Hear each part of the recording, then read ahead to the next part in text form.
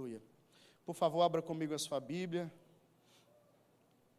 Nós ainda estamos ministrando a série Quando eu entro aqui na pregação, e eu amo repartir o púlpito, amém? Na palavra, na pregação, porque eu amo ser ministrado pelos meus irmãos. Amém, queridos? Eu amo cantar com a igreja, ouvir a igreja e ouvir os profetas de Deus nessa casa do Senhor. Amém, queridos? Então, quando eu estou aqui, nós estamos levando essa série Reino de Plenitude. E hoje eu quero ministrar, pela graça de Deus e a palavra, vamos falar sobre a plenitude da redenção no reino. Como podemos ser plenamente redimidos e entrar no reino?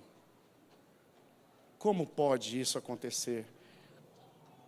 Como podemos ser perfeitamente perdoados do nosso pecado, das nossas falhas, e como podemos plenamente resolver o mal em nós? Como expurgar o mal? Como eliminar o mal, que é essa semente que produz, sabe, a inclinação para que a gente, com ciência ou sem ciência, peque contra o Criador. Como sermos, de fato, plenamente redimidos de nossa distância, de nossa separação de Deus pelo pecado. Eu quero que vocês abram comigo em Efésios capítulo 2, 1 a 10. Paulo, o apóstolo, começa a revelar algumas profundidades do mistério do reino de Deus, e Efésios é essa carta extraordinária. E eu quero que vocês abram lá no capítulo 2, Efésios, capítulo 2, a partir do versículo 1. Quero ler com vocês. Amém? Quem encontrou aí o texto, diga amém. Amém, acompanhe comigo, diz assim: vocês estavam mortos em suas transgressões e pecados, nos quais costumavam viver. Estava morto, mas costumava viver, vamos ver isso aí. Quando seguiam a presente ordem deste mundo, o príncipe do poder do ar. Então tem duas coisas aí que te prendem. O espírito que agora está atuando nos que vivem na desobediência. Anteriormente, todos nós também vivíamos entre eles, satisfazendo as vontades de nossa carne, seguindo os seus desejos e pensamentos. Como os outros, éramos, por natureza, merecedores da ira. Olha para o irmão que está do seu lado e fala: você é merecedor da ira. Escandalize ele dizendo: você não merece a graça. Diga para ele: você merece a ira de Deus. Isso aqui é para você ficar assustado e prestar atenção aqui. Todavia, Deus, que é rico em misericórdia, pelo grande amor com que nos amou, deu-nos vida juntamente com Cristo, quando ainda estávamos mortos em transgressões. Pela graça, vocês são salvos. Deus nos ressuscitou com Cristo, e com Ele nos fez assentar nos lugares celestiais em Cristo Jesus, para mostrar nas eras que hão de vir a incomparável riqueza da sua graça, demonstrada em sua bondade para conosco em Cristo Jesus. Pois vocês são salvos pela graça, por meio da fé. Isto não vem de vocês, é dom de Deus, não por obras, para que ninguém se glorie. ou se vanglorie, porque somos criação de Deus, realizada em Cristo Jesus, para fazermos boas obras, as quais Deus preparou de antemão para nós, para que nós as praticássemos. Amém, igreja? Amém. Veja bem, irmãos, olha que interessante. Paulo está dizendo, versículo 1, vocês estavam mortos no pecado, nas transgressões, nos quais costumavam viver. Então é um morto que vive. É um morto vivo. E morto vivo me lembra de uma tradição popular que é o zumbi. Alguém já viu um zumbi? Só na televisão, certo? Tem série sobre zumbi, e está na moda, né? Produzir filmes, música e tudo mais sobre zumbis. Olha só, Paulo está dizendo mais ou menos essa característica aí. Ele está dizendo que a gente estava morto, e mais que a gente costumava viver nessa morte. É um morto-vivo. Cutuca o irmão e fala, você está vivo ou você está morto? Fala comigo. É um zumbizão aí do seu lado, hein? Vocês estavam mortos, nos quais costumava viver. Olha só, irmão. Quando seguiam a presente ordem deste mundo e o príncipe do poder do ar. Tu é um corpo morto, animado. Mas Paulo está dizendo que o que atua nesse corpo dos zumbis, morto-vivos, é um espírito que atua. Que espírito é esse? De um príncipe. Que príncipe é esse? Do poder do ar, quer dizer, das regiões celestiais. E esse espírito atua para quê? Para manter essa morte. Para manter na desobediência. Amém, irmãos? Pastor do céu, o senhor me chamou aqui para falar que eu sou um zumbi? Morto-vivo, e ainda para falar que o espírito que anima esse corpo morto, se há algum sinal de vida nele, é uma atuação de um príncipe que atua por espírito, por um domínio. Pastor do céu, volta para a palavra que vamos sair da Netflix. Olha que interessante, eu fui pesquisar o que é o zumbi. Zumbi é uma criatura cujo estereótipo se define nos livros, na cultura popular, como um cadáver reanimado, usualmente de hábitos noturnos, que vive a perambular e a agir de forma estranha e instintiva. Um morto-vivo, um ser privado de vontade própria, sem personalidade. Zumbi caracteriza-se por ser um cadáver reanimado ou por ser um corpo vivo que está possuído, subordinado a outra vontade. Meu Deus! Aí, irmãos, isso aqui é só para ajudar a ilustrar, mas é interessante. Aqueles que não nasceram de novo estão mortos, e o espírito que os anima é instintivo, ele está refém de uma vontade que não é livre. Chega aqui até falar de possuído por esse espírito. Entende, irmãos? O que eu quero... Quando Deus olha para a terra, Deus olha a humanidade. Deus olha a terra.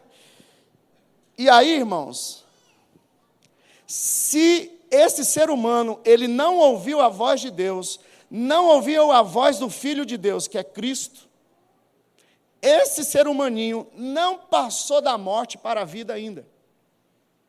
E o espírito que está nele é o espírito humano, instintivo, que leva ele a fazer coisas dos seus próprios desejos instintivos carnais. Ele não consegue fazer a vontade de Deus. É o que nós conhecemos como a vontade da carne. Você está refém a um príncipe, que é o mentor, que leva a nos prender, ou que nos levou lá, no começo, a nos prender na mentira, longe da verdade de Deus. Amém? Eu queria falar aqui para você sobre esse espírito da vanglória. E eu queria ministrar também para você sobre o espírito da inglória. Eu queria que você conhecesse hoje que para a sua plena redenção diante de Deus, você precisa de uma aliança do Espírito. Porque ou o espírito da vanglória, que é cobiçoso, vaidoso, e isso tem origem em Satanás, e isso foi feito produzir na humanidade caída diante de Deus. Então nós humanos agora estamos sobre um principado, um espírito que é vanglória, se auto-exalta, se auto-orgulha. Ele olha para a realidade das coisas de Deus e cobiça. Olha para a realidade de si mesmo e se admira como Deus. Orgulho, vaidade, vanglória. É esse espírito que possui Satanás. E é esse espírito agora que derrubou a humanidade do Espírito Santo de Deus. E agora estamos num cativeiro do nosso espírito humano, instintivo, carnal, com o espírito da vanglória, de cobiçar, de se enganar. Olha só, irmãos. Satanás é a criatura de Deus que usurpou querer ser como Deus, maior que Deus. E essa mentalidade, esse espírito está no ar. Fala para o seu irmão, o amor está no ar. Mas a falta de amor, diga para o seu irmão, a falta de amor também está no ar. Vocês entendem, irmão? Esse espírito é o espírito da desobediência. É o espírito que assediou o espírito humano de Adão e Eva e os enganou. Porque eles também tiveram a mesma autocontemplação. Espera aí, se vocês comerem desse fruto, vocês serão como Deus. Vocês serão juízes do bem e do mal. Vocês terão um domínio, uma autonomia fora da vontade do Criador. Experimenta. É a criatura usurpando com vanglória a glória de que lhe é devida, que é Deus. Isso aconteceu com os anjos rebeldes, infelizmente aconteceu com a raça humana, o cabeça, que era Adão. Então, todo o corpo dessa natureza caiu, que somos nós, humanos, filhos de Adão. Está sobre nós uma influência. Nós morremos, mas nós somos como mortos-vivos. Olha só, irmãos. Eu quero... Vá lá comigo em Romanos, capítulo 1, versículo 18. Eu vou ler para você.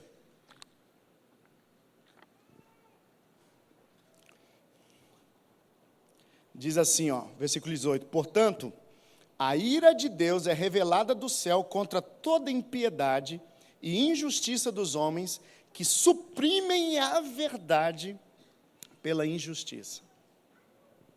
Amém, irmãos? Lembra que eu falei que nós somos merecedores da ira e não merecedores da graça? Por quê, irmãos? Porque nós tínhamos unidade com Deus. Nós tínhamos plenitude no jardim de Deus. Nós tínhamos comunhão com o Criador.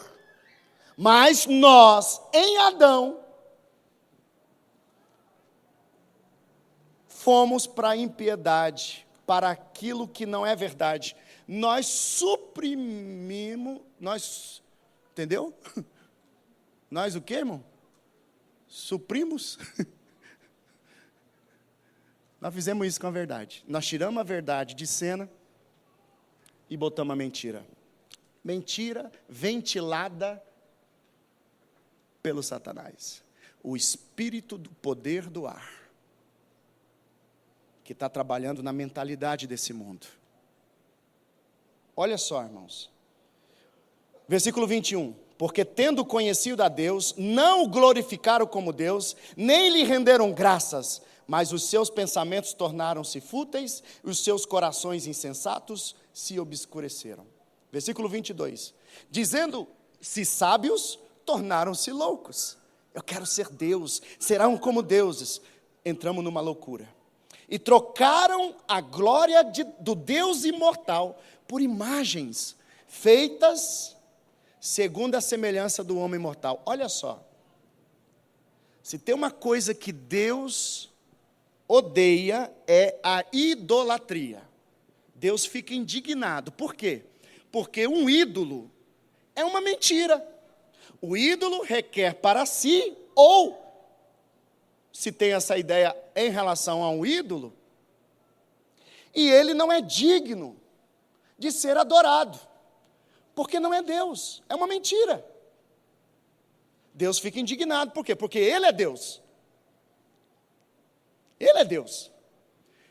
Então, o homem foi feito à semelhança, à imagem e semelhança de Deus.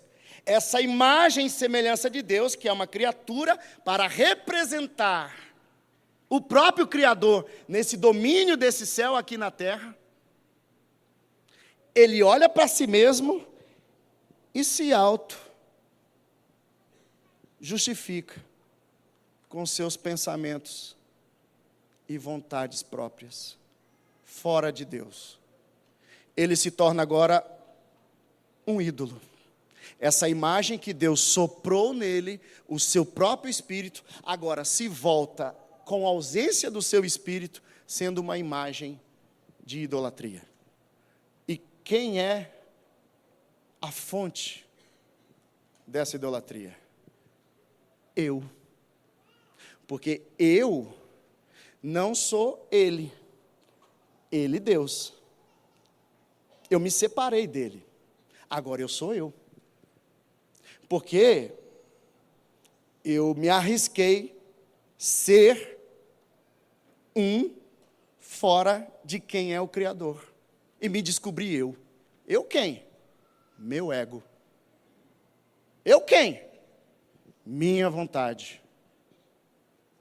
Aí a gente entra em choque. Porque só a vontade do Criador é boa, agradável e perfeita.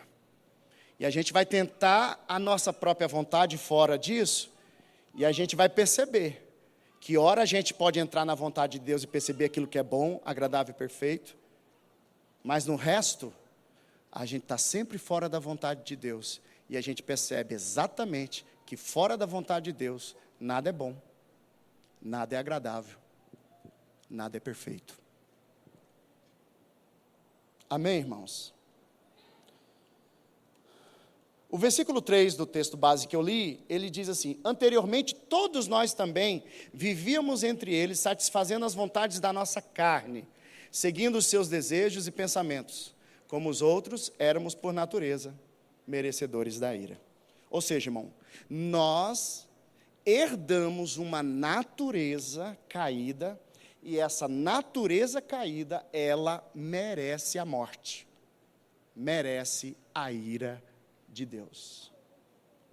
Então, queridos irmãos, toda a natureza, todo homem criado, todo ser humano, ele nasce morto para Deus, morto para os céus.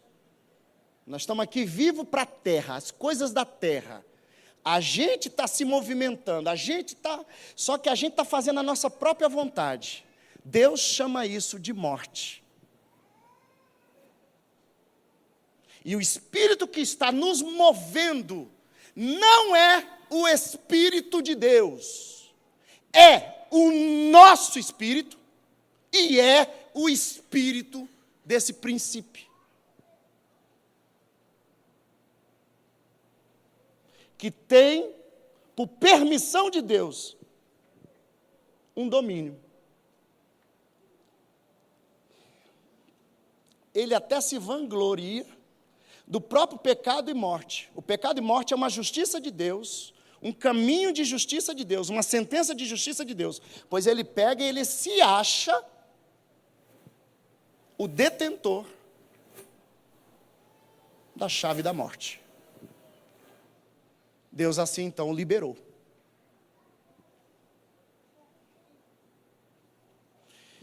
E Deus é tão Deus, tão pleno, que Ele não tem problema nenhum com isso. Porque o fim está muito bem previsto pelo Senhor. E o fim, irmãos, o bem vence o mal. Amém, irmãos? Vence o mal, purifica o mal, tudo se alinha por causa do amor de Deus. Amém, igreja? Por nos desviarmos e pecarmos, fomos destituídos da glória de Deus. Mas, por sua misericórdia, seu grande amor e graça, Ele nos resgatou com o preço de sofrer a própria ira de Deus no nosso lugar. Não mudou nada, irmão. Deus, com a sua misericórdia e graça, conseguiu um caminho perfeito para a redenção perfeita do pecador. Que caminho é esse? Um caminho de preço muito alto. Quem podia pagar? O homem? Não pode. Porque o teu bem não elimina o teu mal. O teu bem não compensa o teu mal. O teu bem não é tão bem assim, tão puro assim, tão perfeito assim. Por quê? Porque nessa natureza caída, o bem e o mal estão misturados. E eles, nessa natureza, não podem se separar. Deus chama isso de morte. E foi isso que herdamos na queda. Por isso estamos mortos. Então você pode tentar, por pensamentos positivos, por crenças muito boas, por religiosidades que vão te apurar moralmente, eticamente, mas isso não resolve. É maquiar, é botar maquiagem no morto. Eu nunca fui no serviço funerário, na funerária. Mas eu acho muito interessante. O dono de funerária, a equipe, precisa deixar o morto bonito. Precisa fazer maquiagem no morto. E é isso que a gente faz. Quando a gente faz o nosso próprio bem, estamos tentando fazer uma maquiagem num corpo que já está morto. Numa miséria de natureza que não dá para remendar.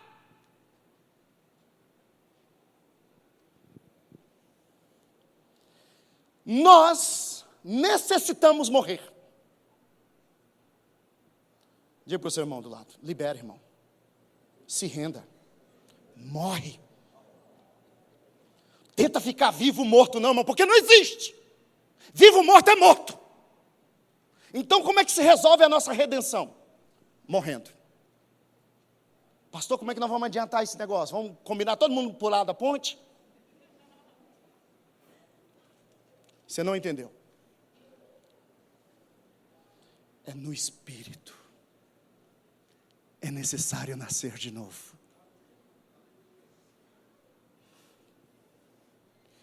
É necessário que você morra. Para que um outro Espírito, e esse Espírito é aquele lá do começo.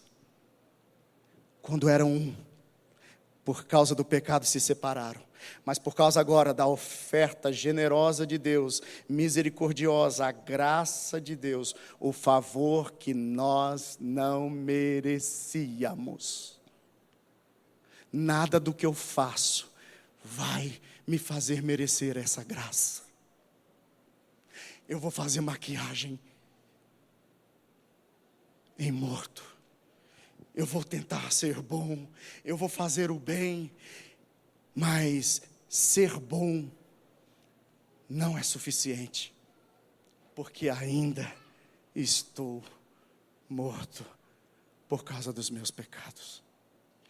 E um ato de bondade meu não anula um ato de maldade minha nessa vida.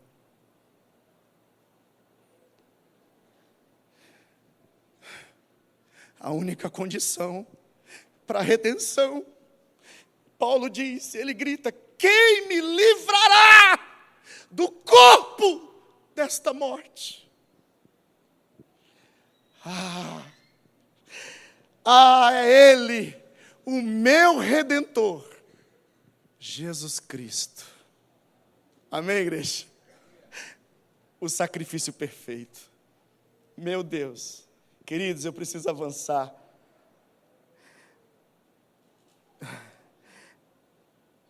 Ele sofreu a ira de Deus. É do tipo assim, irmãos. Eu sempre faço uma ilustração da história. Tinha um juiz numa cidade pequena, muito famoso. Famoso porque era rigidamente justo. Lá na sua comarca vinham demandas. E ele julgava com justiça, ele enxugava assim, ele torcia as leis nos casos lá que ele ia julgar, e ele pegava cada caso, cada lei que lhe dava contexto no caso, e ele botava tudo nos pinguinhos dos i, e ele exprimia tudo, e ele chegava no óleo. Que óleo é esse? A justiça plena, de acordo com a lei. Ele executou toda a lei, não esqueceu nenhuma lei, assim ele julgava os julgamentos. Numa situação, o melhor amigo dele, um amigo de infância da cidade, todo mundo se conhecia. Esse melhor amigo, todo mundo sabia que era o melhor amigo do juiz. Esse melhor amigo se embriagou, pegou o carro, passou por cima de uma família, matou criança, pai, mãe. A cidade ficou apavorada, abalada. Meu Deus, quem fez isso? O amigo do nosso juiz justo. O dia do julgamento chegou. A cidade se entupiu lá, no lugar de julgamento. E aí as pessoas ficavam fazendo aposta. Será que o nosso juiz é tão justo assim? Porque agora é o amigo dele. Será que ele vai enxugar toda a lei? e aplicar toda a lei no seu amigo? Não vai esquecer nenhuma? Pois bem, o dia chegou e o juiz foi perfeito. Foi até a última gota da lei e executou com justiça plena o seu amigo. Todo mundo ficou admirado. Meu Deus, que juiz justo. O homem sai para cumprir a sua sentença plena. Mas quando ele está caminhando,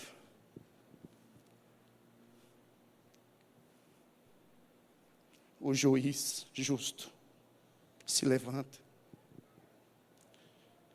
E por conhecer a lei lá, ele declara que a lei precisa ser executada, a justiça precisa ser executada.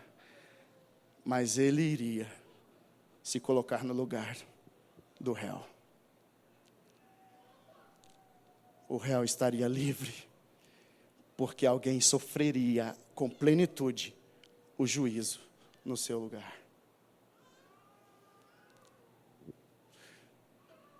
Fomos destituídos da glória de Deus, todos porque pecamos. Deus, Ele se faz um homem e vem nesse corpo de morte de nossa humanidade. E Ele se coloca no nosso lugar. E o Pai aplica a sua ira no Filho, que se coloca no nosso lugar.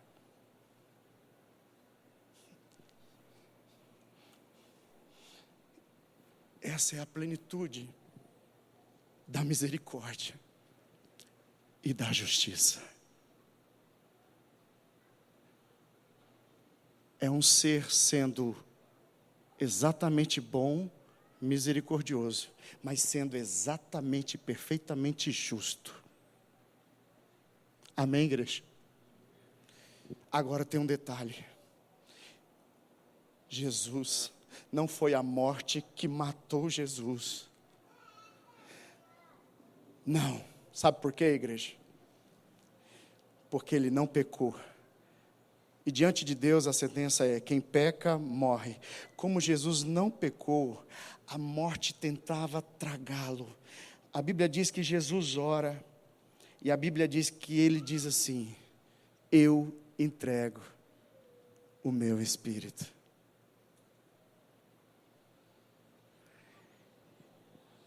Ali por 3 horas, irmão, do meio-dia às 15 horas da tarde, naquela sexta-feira,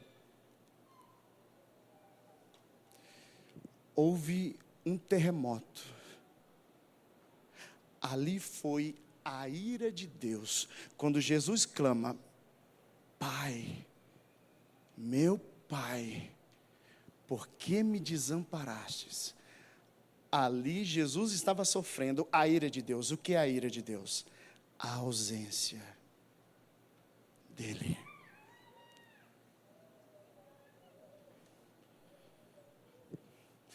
Então, para ser aplacada com justiça a ira de Deus, que é uma justiça de Deus para aqueles que pecam, Jesus sofre no nosso lugar. Amém, igreja? E ele morre. Só que tem algo maravilhoso. Só tem um detalhe. Jesus é o ser humano que consegue se esvaziar de si mesmo, de sua natureza pronta para pecar. Ele se esvazia da natureza humana e tem algo extraordinário, irmão, que me arrepia.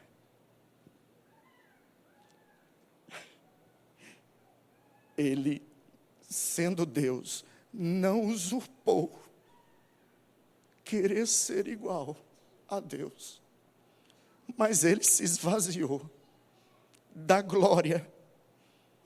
Nós fomos destituídos, ele escolheu se esvaziar da glória. e sendo Deus, encontrado em figura humana, ele era Deus e era homem. Ele zera a humanidade, ele zera o ego que se inclina para o pecado o tempo todo. Ele se nega a si mesmo, mas agora ele é Deus. Eu fico imaginando o dia que a ficha caiu, Jesus vai crescendo em graça, estatura e conhecimento. Ao ler as Escrituras, ele vai percebendo, ao ouvir Maria e José falando acerca do seu nascimento, ele vai montando um quebra-cabeça. E o dia que essa imagem do quebra-cabeça se monta, a verdade, eu sou. Talvez eu, se fosse Jesus, no mínimo andava sobre as águas só para perceber que eu era Deus mesmo. Eu ia nos túmulos e chamava os mortos só para viver de novo, só para provar, ei, não é que eu sou Deus mesmo? Agora volte para o túmulo. Não. Ele nega a si mesmo. A própria natureza divina agora também é convidada a morrer, a negar a si mesmo. E Jesus faz o seguinte, ele zera aqui e zera aqui. E quando zera, ele percebe uma perfeição. Que perfeição é essa, igreja? A unidade divina. O perfeito homem mostra o perfeito Deus em Jesus. E o perfeito Deus em Jesus mostra o perfeito homem. Essa perfeita comunhão, aonde eu morro e Deus e a sua vontade também para aqui. E aqui nós selamos uma unidade, uma vontade boa, uma vontade agradável, uma vontade perfeita. Meu Deus. A Bíblia diz, irmão, que o Espírito está sujeito ao profeta, sim ou não? O que você entende disso? Eu fico imaginando, irmão, me dá um trabalho do meu ego se ajustar, se sujeitar à vontade de Deus. Vou te dar uma coisa prática.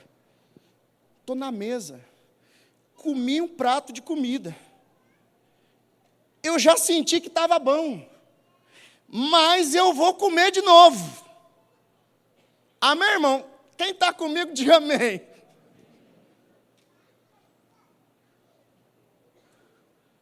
No comer, irmão, eu não dou conta de me sujeitar à vontade de Deus. Eu pratico glutonaria, quase sempre, todo dia. E o Espírito de Deus me traz consciência disso. E eu estou ficando ruim de saúde. E eu estou acumulando energia que eu não precisava acumular. E eu estou comendo maná de amanhã hoje. E eu não dou conta.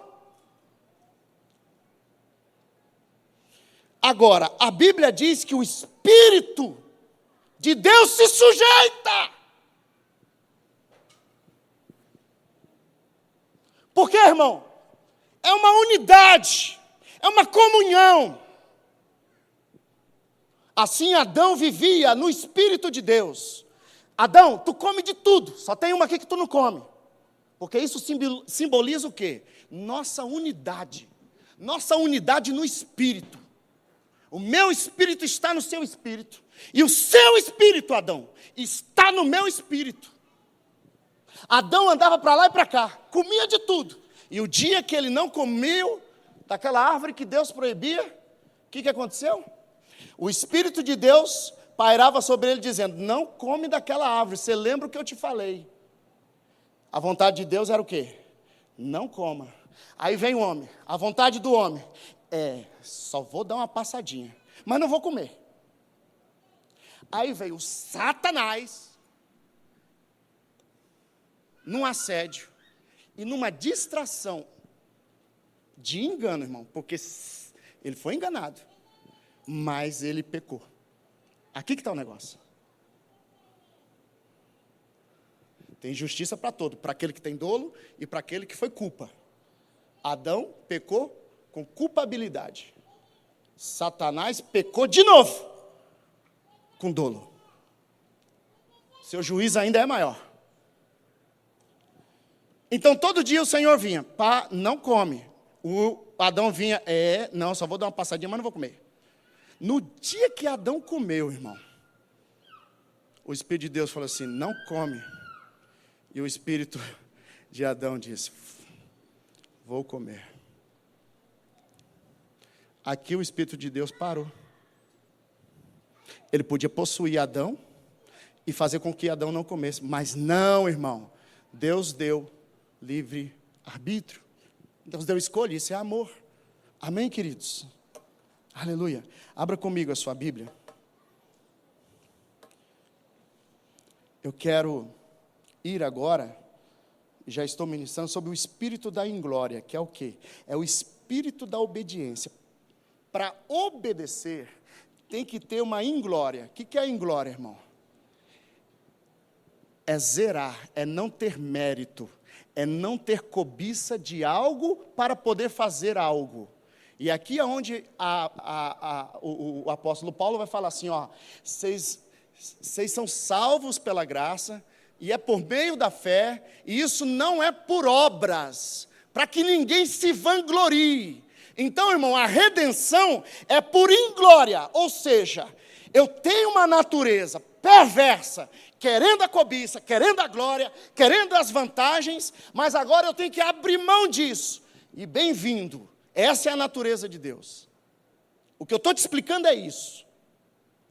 Essa é a natureza de Deus. Só para você ter uma ideia. Deus é espírito. E ninguém pode ver Deus. Pronto, matou a pau. Porque uma das vaidades é querer aparecer. E Deus, em toda a criação, nem aparece. Isso é o espírito de obediência, o espírito do sacrifício e da partilha da glória. Se o espírito da vanglória é a competição, é a cobiça, é querer para si, o espírito da obediência, da inglória, daquela que se desfaz da glória, para poder fazer um sacrifício de amor e partilhar. É assim que Deus compartilha a sua glória. Como? Esfregando na gente que Ele é Deus? Diminuindo, sumindo, se tornando menor para ser maior, se tornando mais servo para ser rei,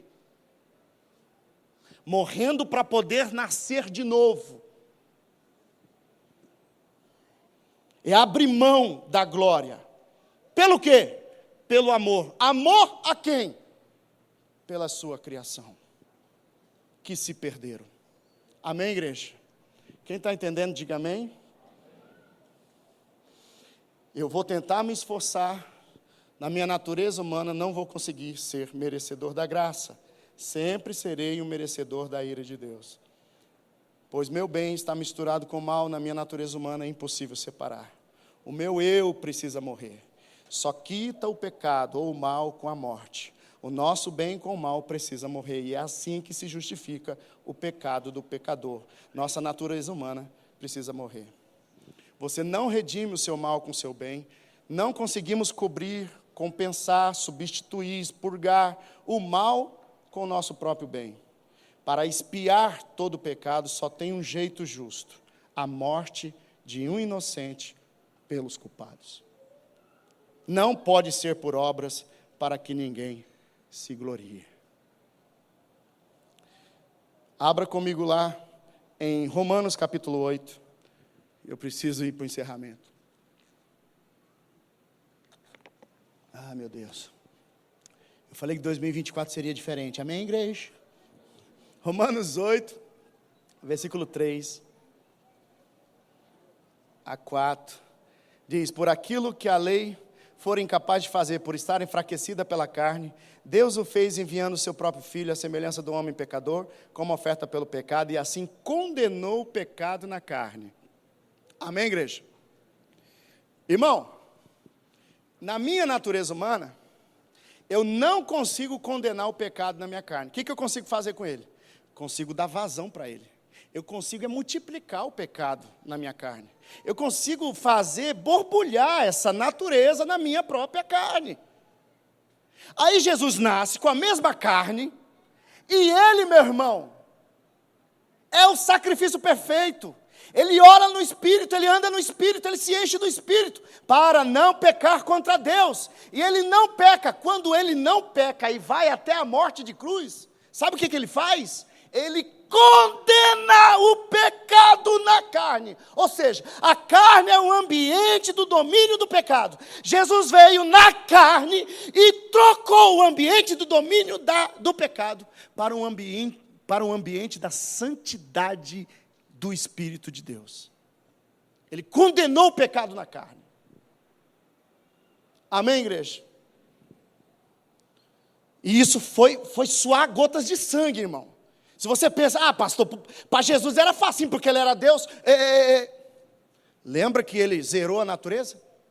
Lembra que ele teve que negar a si mesmo?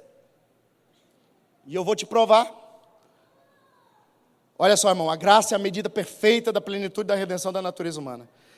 A graça é o ponto zero por amor. E o bem e o mal se tornam a mesma medida. O pouco e o muito, a vida e a morte, o humano e o divino, volta a ser uma mesma unidade. O amor é humilde, inglório, se esvazia para poder ser cheio, perde para poder ganhar, se humilha para poder ser exaltado, morre para poder ressuscitar. Quando a vontade do homem se une à vontade de Deus, voltamos à obediência por graça e por amor. Não mais pela salvação, não mais por uma bênção, não mais para ver algo de Deus. Não, irmão!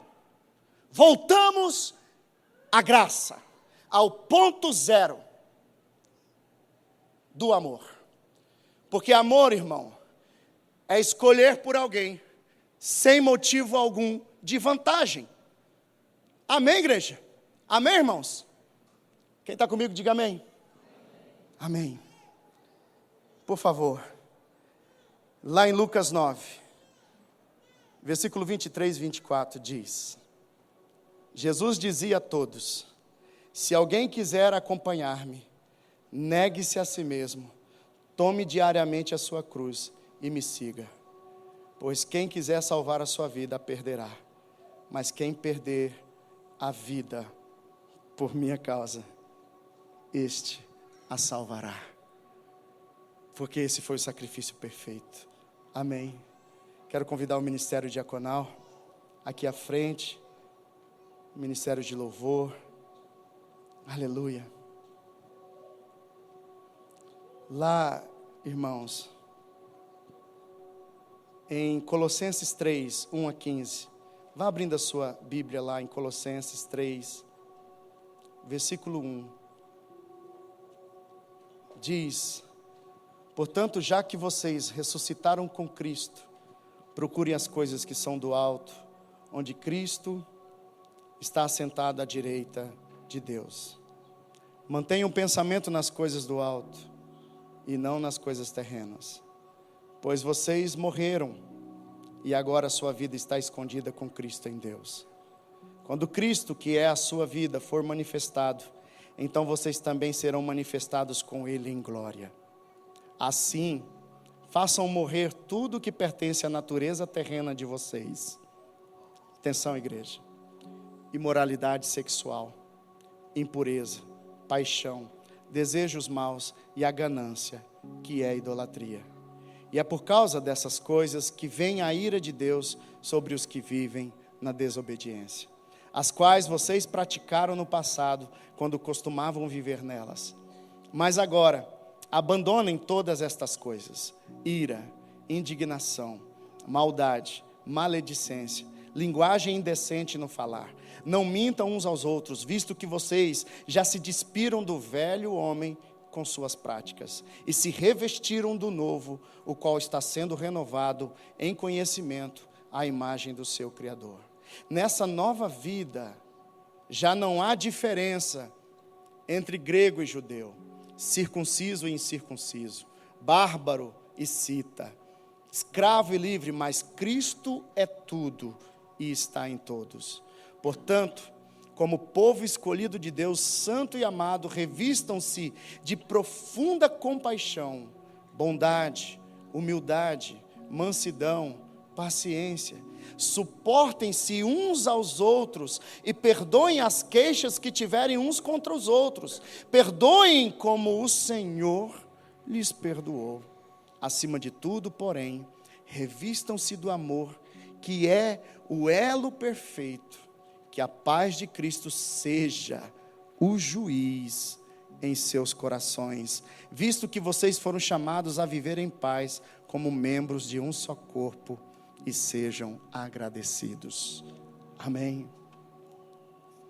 Você agora tem uma nova natureza, e a sua vida está escondida nele. Ele está num alto e sublime trono à direita, intercedendo por você. E pelo seu Espírito que habita em você, e sendo um com o Espírito do Senhor, você vai sendo transformado de glória em glória, de revelação em revelação, de quem você é nele, pela palavra já revelada de Deus. Amém, igreja? Aleluia. E você vai se despindo dessa velha natureza, e você então vai se vestindo de uma nova natureza. Que nova natureza é essa? Essa que veio com a ressurreição. Essa que foi coroada pela morte da cruz e a ressurreição de Jesus. Que ele agora se torna um espírito vivificante. E agora ele está formando um corpo. Esse corpo, igreja, não é mais você agora que é um morto-vivo pelo Espírito do seu. Não, agora você está fazendo parte de um grande corpo. Que corpo é esse? É o corpo de Cristo. Porque agora o Espírito de Cristo, o Espírito de Deus está sobre o seu corpo. E nós agora então, nessa nova natureza, nós não vamos mentindo mais. Nós vamos nos santificando. E nós vamos mostrando Cristo para esta terra, para este mundo. Amém, irmãos? Esse corpo seu agora, você precisa morrer, fazer morrer. É o sacrifício vivo, para que você possa viver a vida do Espírito, unido a Ele. Amém, irmãos? Fique de pé, por favor. Aleluia.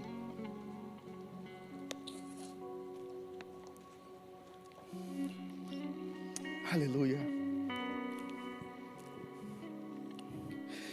Você não merece a graça.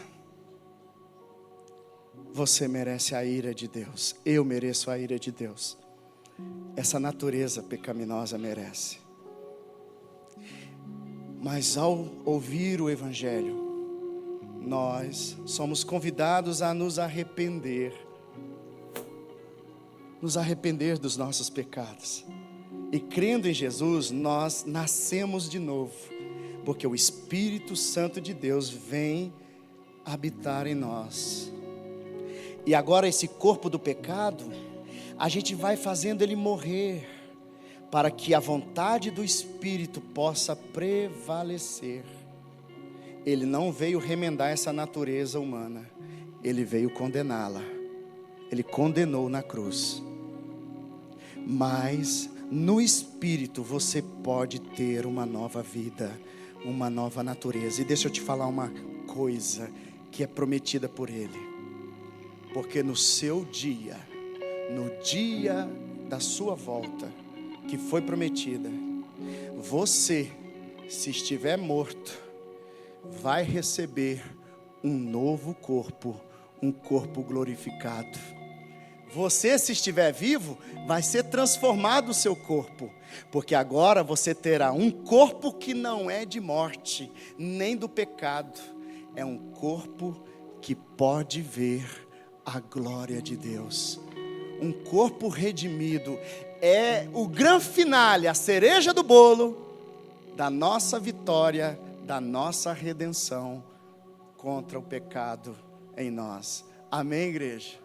Você precisa crer nisso, a ponto, irmão, de ir se despindo dessa velha natureza, pegando a sua cruz e todo dia crucifica lá tua opinião, tua vontade. Você ia falar mal do irmão, aí você, opa, vou crucificar essa, chega, tá, ai, que vontade de falar mal do irmão, ai, que vontade de falar mal do governo, ai, que vontade de falar mal de todo mundo, ai, que vontade de falar mal do sol, ai, que vontade de falar mal, irmão, morre. Deixa o Espírito Santo, irmão, dar o seu fruto por você, aleluia. Fecha os